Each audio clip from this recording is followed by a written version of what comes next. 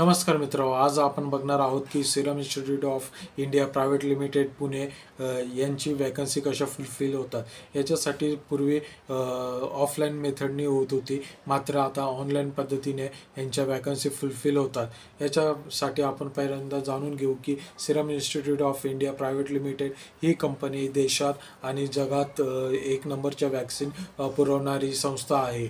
तर त्याच्यामध्ये वॅकन्सी असल्या तर आपल्याला कशा कळू शकतात, यासाठी पूर्वी आपल्याला ऑफलाईन पद्धतीने अर्ज सबमिट करावा लागत होता, मात्र आत्ता आधुनिक पद्धतीमध्ये ऑनलाईन म्हणजे ईमेल ही गोष्ट आता कालबाह्य झाली आहे। ईमेलच्या व्यतिरिक्त तुम्हाला डायरेक्ट वेबसाईटवर रजिस्ट्रेशन करावं लागतं।